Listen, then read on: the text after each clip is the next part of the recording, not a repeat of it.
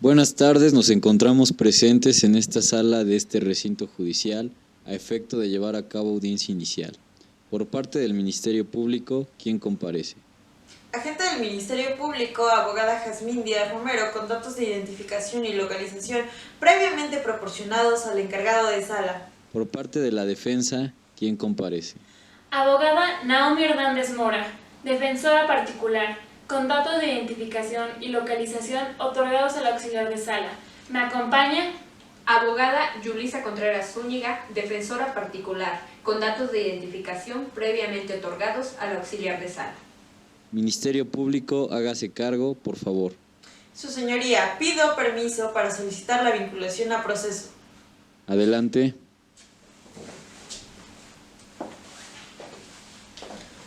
Con fundamento en lo dispuesto por los artículos 19, párrafo primero constitucional, 313 y 316 del Código Nacional de Procedimientos Penales, esta Fiscalía solicita vincule a proceso a Carlos Atanasio Puente Ruiz por el hecho que la ley señala como delito consistente en secuestro agravado, cometido en contra de la señora Patricia Alexandra Venegas Cruz, el cual tuvo lugar el día 22 de mayo de 2012 a las 1:15 horas, delito que es previsto y sancionado por el artículo 9, inciso A, y en relación al artículo 10, fracción primera, incisos B, C y F de la Ley General para prevenir y sancionar los delitos en materia de secuestro. Toda vez que los hechos que más adelante describiré a detalle reúnen los elementos de privación de la libertad con la finalidad de obtener un rescate, la realización por parte de más de dos personas con violencia, así como el hecho de que la víctima se encuentra en estado de gravidez. Del informe ejecutivo del teniente de la Policía Federal, Armando Buitrago, se desprende que el delito tuvo lugar el día 22 de mayo de 2012 alrededor de la 1:20 am, cuando recibió una llamada indicando que en la calle 9, número 4417, hombres armados se trasladaban en una camioneta gris, bajaron a la fuerza a los ocupantes del vehículo Mazda FGG 890 y se llevaron con ellos a la señora Patricia Venegas, quien tiene 2 meses de embarazo. Cuando los investigadores llegaron al lugar en que se encontraba el automóvil del señor Casas, vehículo Mazda, al actuar bajo el protocolo de búsqueda de los elementos materiales probatorios, encontró una huella en la puerta delantera del coche perteneciente al señor Carlos Puentes. También encontraron 2 casquillos ubicados cerca del vehículo Mazda. Ambas evidencias siguieron el proceso de cadena de custodia. El señor Martín Casas proporcionó el número fijo de su casa para efectos de rastrear las llamadas, dando como resultado el número 316-225-0097, cuyo titular es el indiciado en este caso. Después de hacer una mayor búsqueda y vigilancia, detectan el lugar donde se encuentra el celular, dando como resultado la ubicada en calle 1, número 7-15, ordenan la vigilancia de este inmueble. En dicha actuación observan el ingreso y salida de personas únicamente en la madrugada, se solicita y conceden una orden de cateo para dicho inmueble, que se efectúa el 7 de junio de 2012, acuden al inmueble y encuentran a la secuestrada. Capturaron al señor Enrique Pimiento Gómez, que cuidaba a la víctima. También aseguraron una pistola de 9 milímetros, así como un celular Nokia 1120, con el número antes indicado, cuyo titular es el indiciado en este juicio. Enrique Pimiento declara e informa que Carlos Puente fue quien ideó el secuestro, toda vez que él también trabaja en el taller mecánico y es el quien atiende al señor Casas. Precisó que habían estado siguiendo a la pareja, así como habían conseguido los medios necesarios para llevar a cabo el ilícito, la camioneta y el inmueble, y señaló que se turnaban para cuidarla. La detención del señor Carlos Puente se llevó a cabo por detención urgente, al encontrarse en el supuesto que la ley lo permite. Al haber solicitado previamente una audiencia con el juez, para solicitar una orden de aprehensión que corresponde, se le asignó el día 28 de junio de 2012. En contraposición a esto, se recibió una alerta por la Agencia de Investigación Criminal que informaba que el indiciado se encontraba en la central de autobuses. Por ello, el Ministerio Público, en atención a la facultad que le confiere el artículo 16 constitucional en su párrafo sexto, ordenó su detención urgente, llevándose a cabo el día 17 de junio de 2012 a las 17 horas. Al detener al hoy indiciado, se le encontró portando un arma de fuego de 9 milímetros, así como una agenda de teléfonos que incluía el número del señor Martín Casas. En suma, el hoy indiciado es acusado por el testimonio que rindió Enrique Pimiento, autor material del secuestro. En dicho testimonio señala que el señor Carlos Puentes como autor intelectual del ilícito, toda vez que él es quien conocía al señor Casas de hace tiempo. conocía su estilo de vida y su profesión. Si bien es cierto que el día que se cometió el ilícito se encontraba en el taller mecánico, no afecta de ninguna forma que haya podido participar en su planeación como autor intelectual, toda vez que existen los datos de prueba que acreditan que el indiciado conocía a la familia Casas, que tenía su número de teléfono y que ha sido señalado como autor intelectual, que portaba un arma de fuego del mismo calibre a las utilizadas en el secuestro al momento de su detención, además de que el pagaré que el indiciado argumenta es motivo de un préstamo que le hizo el señor Pimiento Gómez, requiere una prueba pericial en grafoscopía para verificar su autenticidad. En tanto en cuanto se inicie una investigación complementaria, se tendrá certeza sobre este documento. Esta fiscalía pide se vincule a proceso al señor Carlos Puente Ruiz, con fundamento en lo dispuesto por el artículo 318 del Código Nacional de Procedimientos Penales, debido a que se acreditan los datos de prueba suficientes para presumir la participación del indiciado en el hecho delictivo y que por tanto existe la probable responsabilidad del imputado como autor intelectual del delito. Es cuanto, su señoría. Señoría, solicito permiso para presentar la posición a la vinculación. Adelante.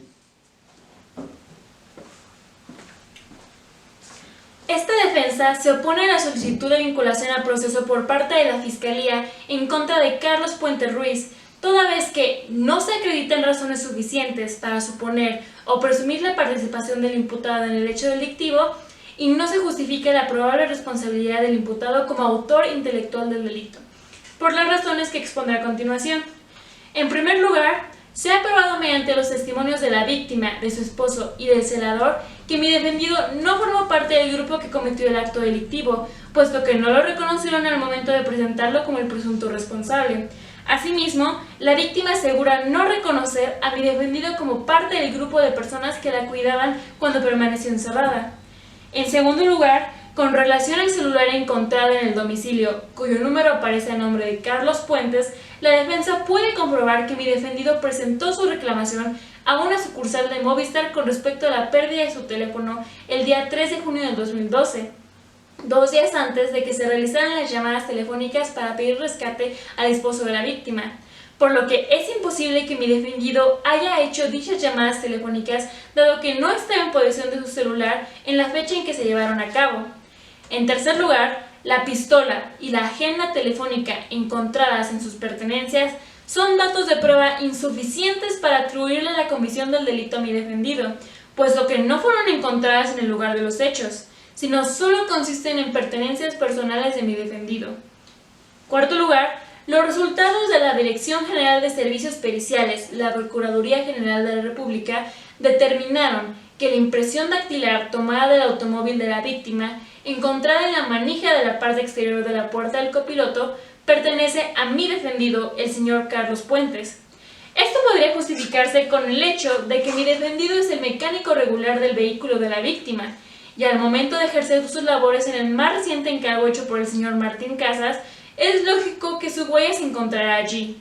Sin embargo, también es cuestionable la investigación del policía federal Armando Buitrago, que pretende relacionar a mi defendido con la comisión del delito, toda vez que existen antecedentes de sanciones que éste recibió precisamente por realizar investigaciones negligentes, por su descuido al momento de la recolección de huellas, por lo cual es cuestionable también su desempeño al momento de recolectar las huellas del vehículo de la víctima.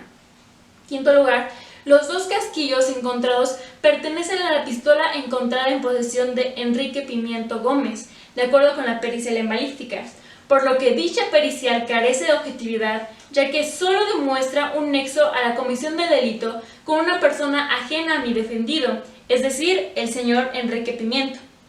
En sexto lugar, la entrevista realizada por el autor material del delito, es decir, al señor Enrique Pimiento, no consta de un dato de prueba suficiente para atribuir la autoría intelectual o comisión del delito a mi defendido, toda vez que es cuestionable el testimonio de quien como tal ejecutó el delito, y no es suficiente para presumir que exista una conexidad de índole puramente intelectual con mi defendido. Por último, en la entrevista realizada al señor Eduardo Santos, dueño del taller mecánico donde trabajan tanto mi defendido como el señor Enrique Pimiento, él aseguró que en la madrugada en que ocurrieron los hechos, el señor Carlos Puentes se presentó a hacer turno desde las 10 de la noche para cubrir al señor Pimiento, y cuyo registro aparece cada 2 horas, por lo que se infiere que mi defendido se encontraba trabajando en la fecha y hora señalada en que ocurrió el acto delictivo.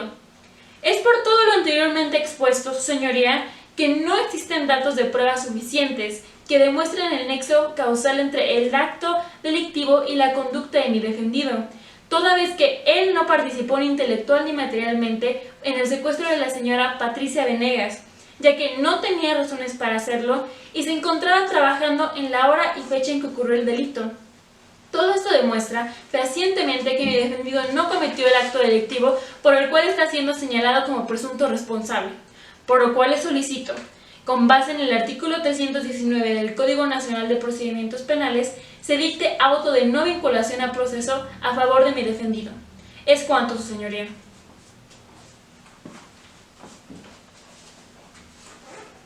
Su señoría, solicito permiso para formular la imposición de medidas cautelares. Adelante.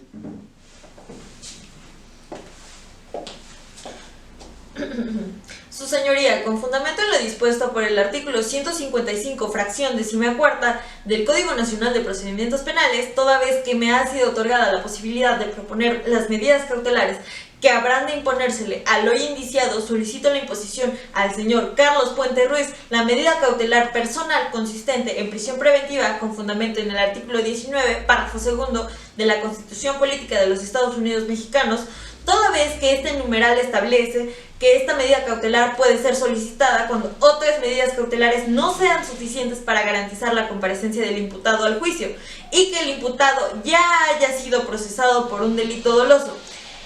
Esta Fiscalía solicita la medida cautelar antecitada al tenor de los siguientes argumentos. Número 1. Existe el riesgo de que el indiciado se sustraiga de la acción de la justicia debido a que no cuenta con arraigo, toda vez que no cuenta con asiento familiar, es soltero, no tiene dependientes económicos ni ninguna otra obligación que lo haga permanecer en esta ciudad, tal como se acredita en los datos que obran en la carpeta de investigación. Número 2. El delito de secuestro agravado tiene una pena de 50 a 90 años y de 4.000 a 8.000 días de multa de acuerdo con lo dispuesto en el artículo 10, fracción primera, incisos B, C y F de la Ley General para prevenir y sancionar los delitos en materia de secuestro, lo que hace más probable que el indiciado busque sustraerse de la acción de la justicia. Número 3. Esta medida cautelar no solo garantiza la asistencia del indiciado durante el proceso, sino que también garantiza la seguridad de las víctimas. Número 4. El imputado cuenta con antecedentes de delito de fraude, delito que es doloso y de conformidad con lo dispuesto en el artículo 19, párrafo 2 constitucional, es una de las causales para poder solicitar la prisión preventiva. Por lo anteriormente expuesto, esta Fiscalía solicita como medida cautelar personal se imponga la prisión preventiva al imputado Carlos Puente Ruiz con fundamento en los artículos 19, párrafo 2 constitucional y 155, fracción 14ª del Código Nacional de Procedimientos Penales. Es cuanto, su señoría.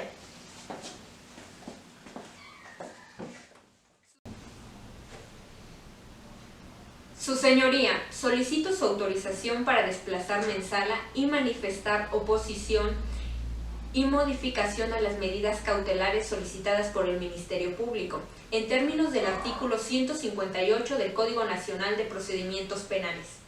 Adelante.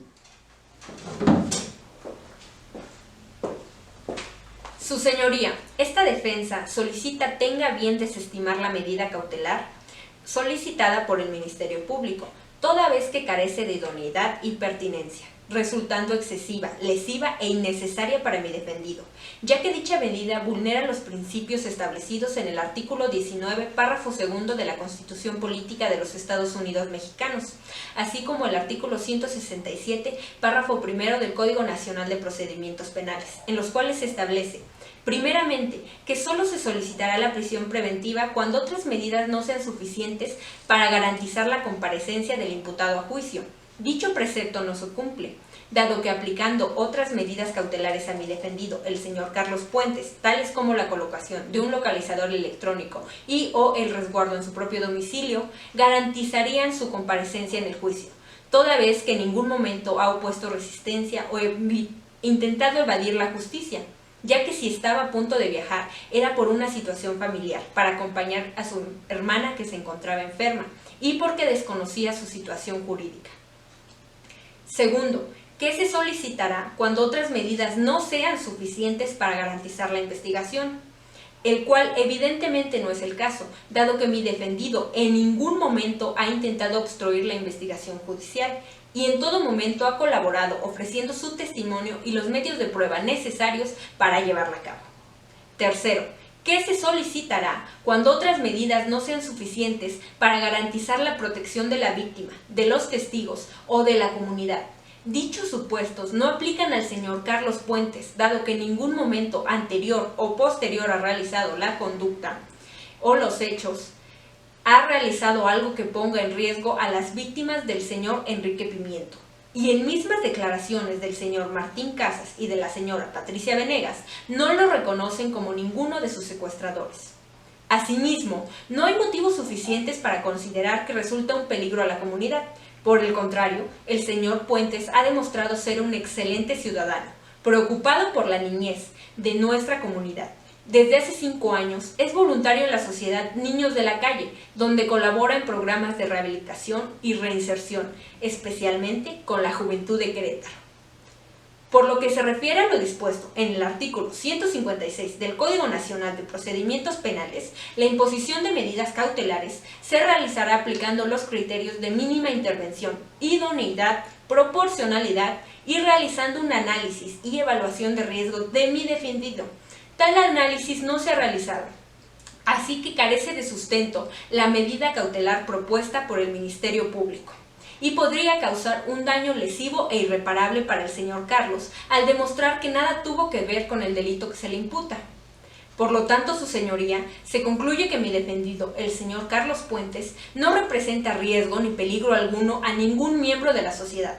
Por el contrario, es un hombre trabajador y colaborador. En todo momento ha contribuido con la justicia y no ha sido su intención sustraerse de la investigación, pues en cuanto lo aprendieron no puso la más mínima resistencia y colaboró en todo momento declarando lo que sabía. Por todo lo anterior, solicito a usted, señor juez, tome lo expuesto en consideración y desestime la medida cautelar solicitada por el Ministerio Público, toda vez que sus argumentos no son suficientes para imponerla. Hacerlo resultaría en un hecho totalmente violatorio de los derechos humanos y la libertad y el libre desarrollo de la personalidad de mi cliente.